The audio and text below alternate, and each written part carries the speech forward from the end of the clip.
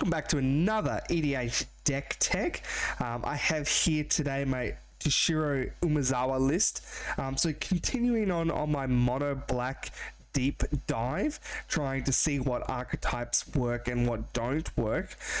So this list is a Spellslinger list, right? Normally known for blue and red decks, but you know we gave it a go for mono black, and this command is a bit interesting, quite different. Essentially, when opponent's creatures die, my instants get flashback. Right, so it's a heavy focus on instant speed spells.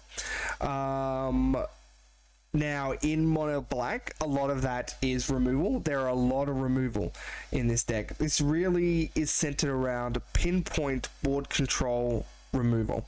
I guess essentially in creatures. So if your meta is heavy on big creatures coming down, you know, lots of mid-range type decks, this will be fantastic for that.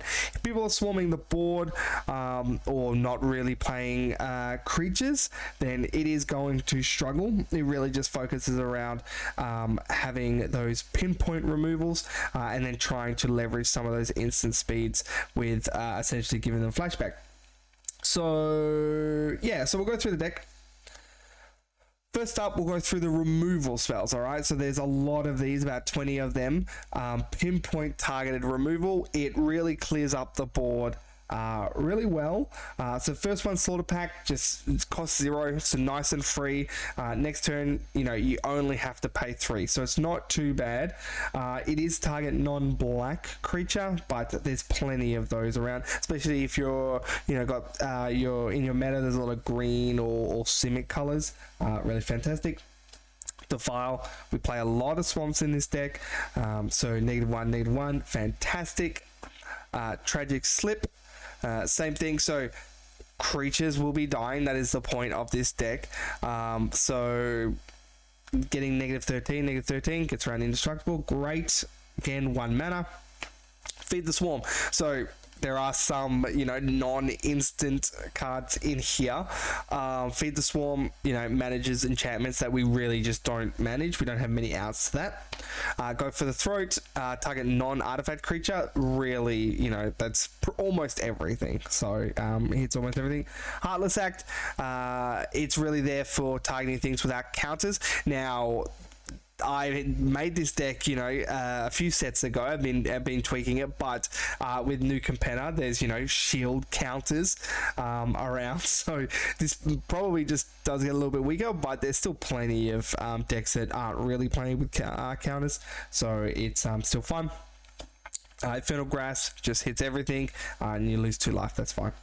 A Malicious Affliction, so it has Morbid, so it can copy itself, and then so it is non-black creatures. So, you know, when you are, I guess, trying to fill your deck with this many targeted removal spells, you do have to kind of have some restrictions. There is a few that are non-black, for instance, but there's still plenty of creatures out there that are not black, so it should be fine. Victim of Night, you know, if your friend has a zombie deck or werewolf deck, sure, but it hits most things. Curtain's Call, another one's cheap in Commander. You know, you usually have 3 opponents. Sometimes if you're playing a 5-person game, it's even cheaper. But just destroying those 2 targets is great. So it's a 2 for 1. Dismember, nice and cheap. We can pay life with this, so that's great. And -5, it hits a lot of things, so it's quite nice. Force of Despair, another instant speed free card. Essentially, you know, somebody puts a lot of things out, you know, they're perforosing out, and they've got a lot of things that come out on the board, and then you can just wipe them, so it's quite nice.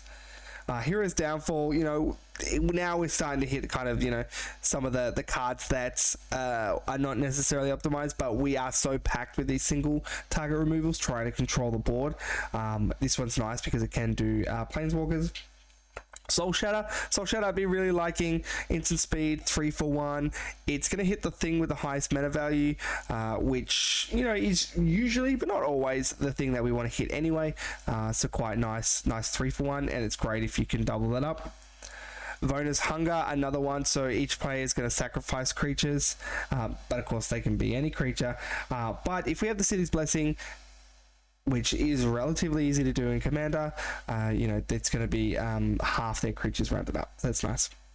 Deadly Rollick, so this one is exile target creature. So this does not trigger Toshiro Umezawa, because creatures are not going from the battlefield to the graveyard. But this is still such a powerful effect that we do want this. We do want our commander out often and as early as possible. So having this on is really great. So we do need some exile effects. Drag to the Underworld, just destroy target creature. Essentially, it's going to be black. You know, you're casting this with Toshiro out, which gives you the 2 devotion. So it will be black, destroy creature. Hagra Mauling, it's a land on the other side. Price of Fame, so this one, you know, hits commanders, which is great. It is less for commanders, so it's essentially 1 and a black to hit someone else's commander. You do get to Surveil too, which is nice. You know, we get to put some stuff into the graveyard if we want to flash them back. So, you know, you'll kill them, Surveil, Toshiro trigger, cast, you know, something that you just Surveil. So quite nice. Snuff Out, another one that's non-black. But it is free. You know, we will control a swamp, so that's okay. We just have to pay for life, so quite nice as a free one. Okay, so that's all the targeted removal. Really just focusing around creatures, some with some restrictions that you'll need to manage. Now some payoff cards for that. So Sedgemoor Witch, Magecraft is really a great mechanic for Toshiro Umezawa, because we are casting a lot of instants. You know, 40% of the deck is instant speed spells. So having this on the board, getting those blockers in place, a little bit of life gain, has been really good. Sangromancer, again, the life gain, we're paying some life for our effects. We don't have a lot of blockers in the way, you know, so people will target you. You are removing people's creatures, so of those creatures that you cannot remove, they'll be targeting you, so that life gain is quite nice. We don't really have any discard effects, but your opponents will have some of those as well.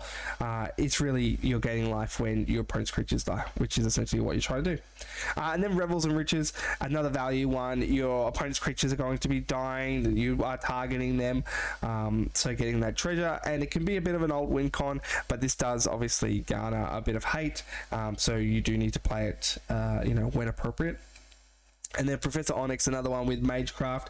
Nice, gives us a life gain, gives us some options to see our cards, and then we can put them in the graveyard, which again works with us. It's -3, also works with our commander, so you know, it's quite nice. Entomb. So now we're going into some of the Entomb effects. Now, it is important that the Entomb effects are for cards, not creatures. So Buried Alive is not something that you'll see here because that is specifically creatures.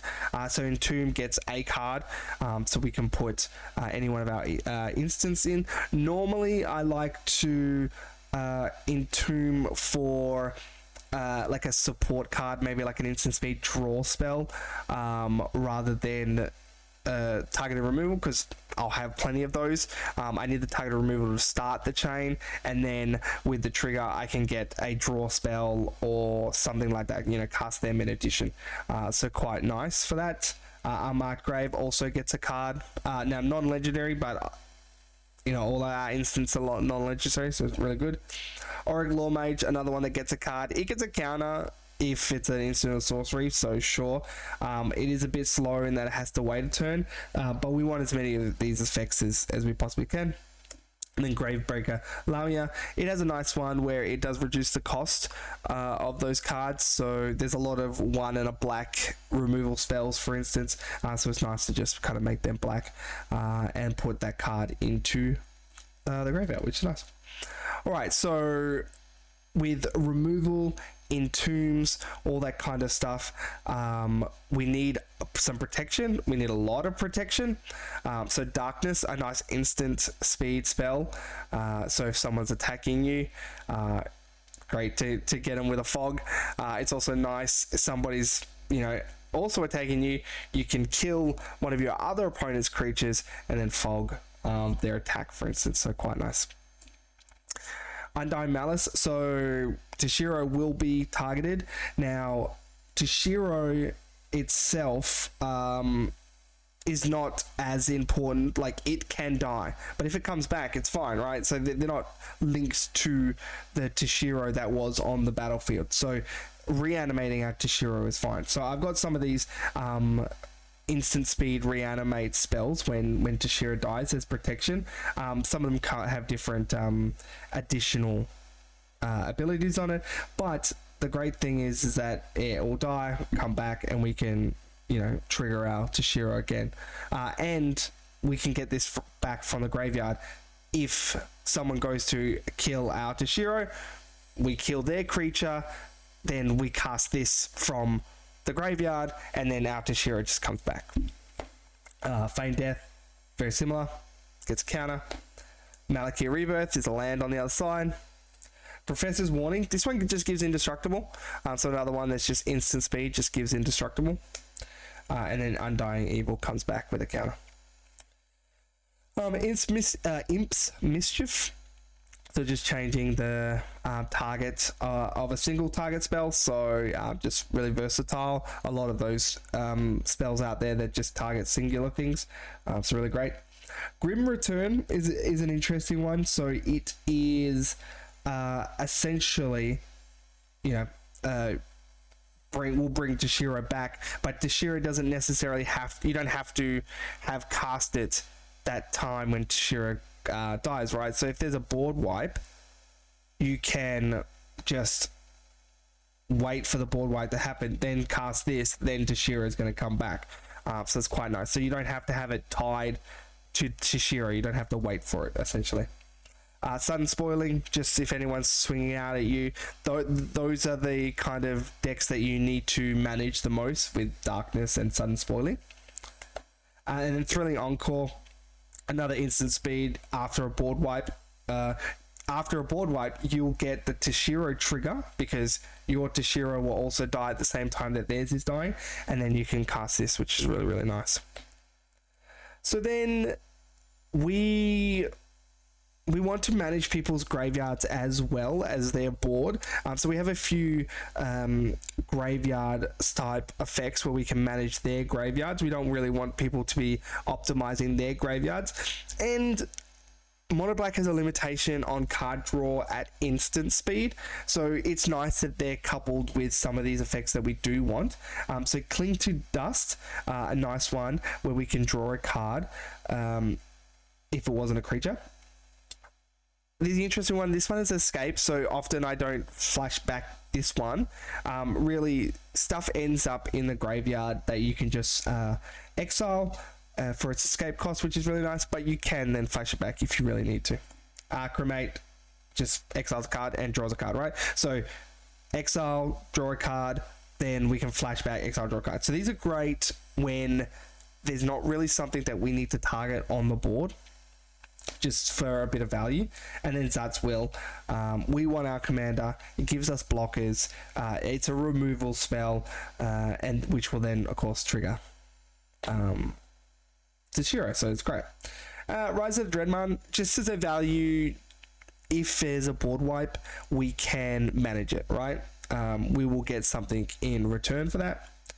And then just as a win condition, where controlling the games will go long, and then Torment of Hellfire, just to kind of help finish the game, right? Because all we're doing is just controlling people's boards. So this is our nice win con.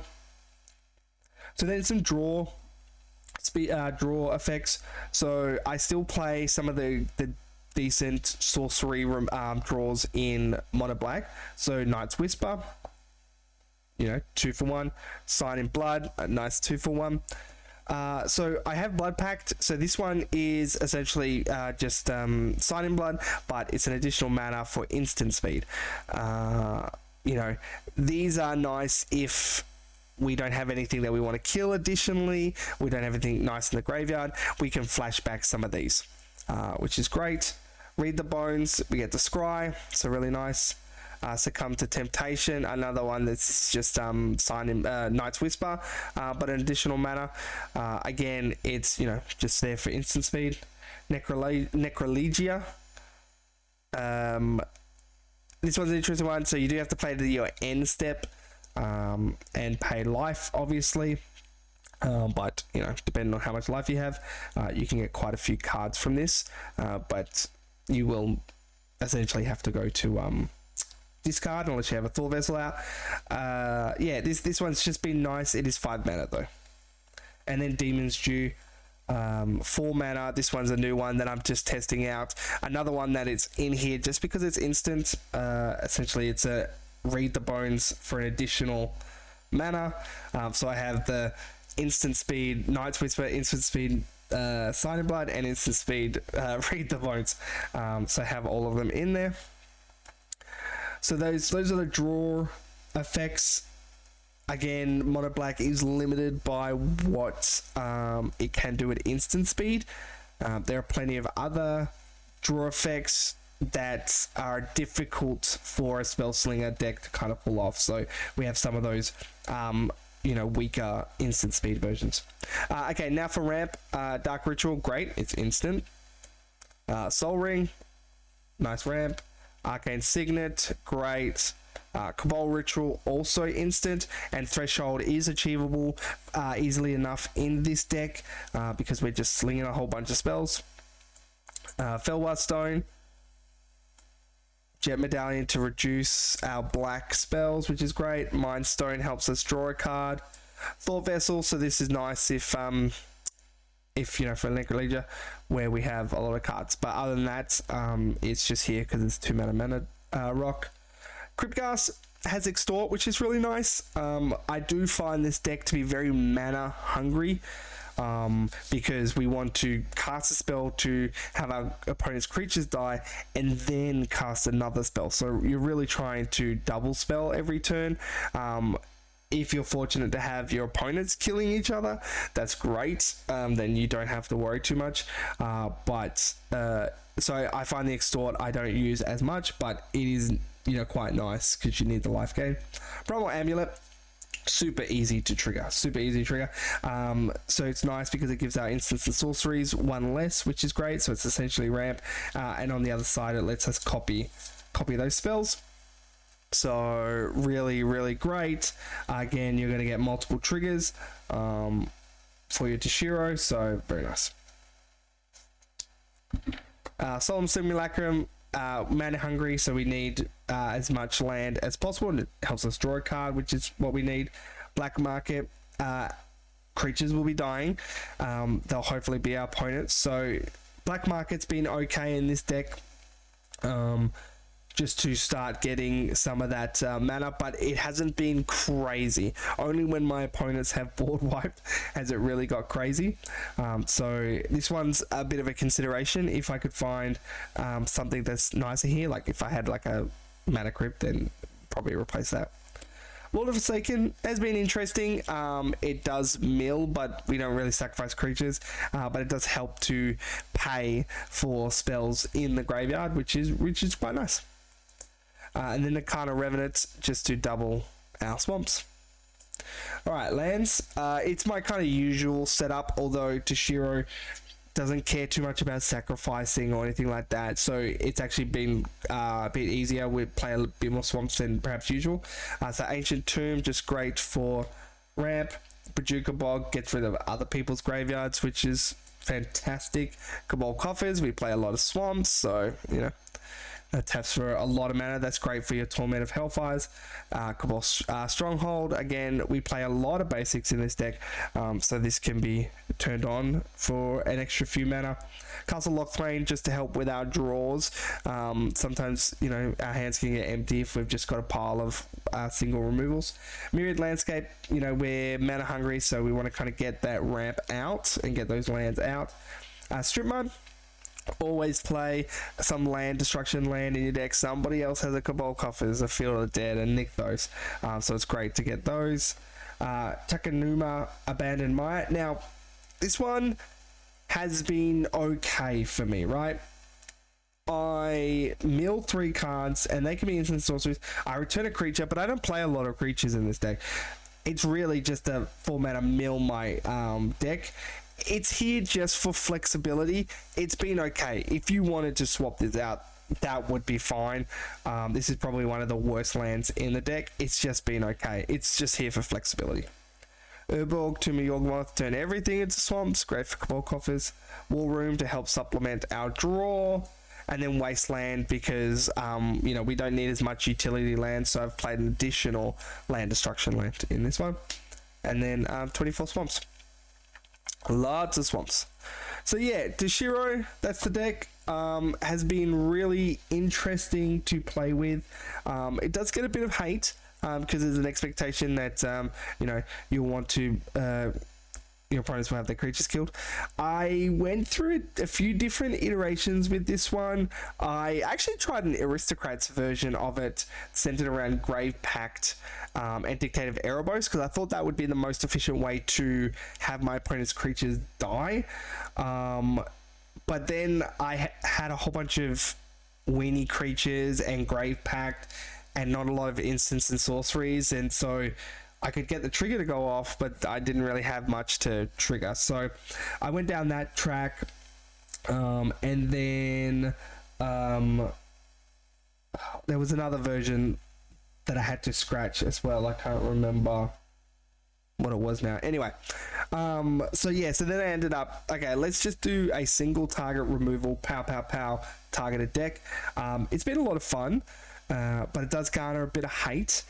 It's very difficult to play, and it's not a well supported archetype, I think, in mono black. So it was difficult to build around, but it was challenging, and has been fun, definitely fun to play and to balance. When do I remove something and when do I use my flashback to draw cards, right? When you really need to have a strong threat assessment with this deck. So it's been a lot of fun. Thanks for watching. Hope you enjoyed.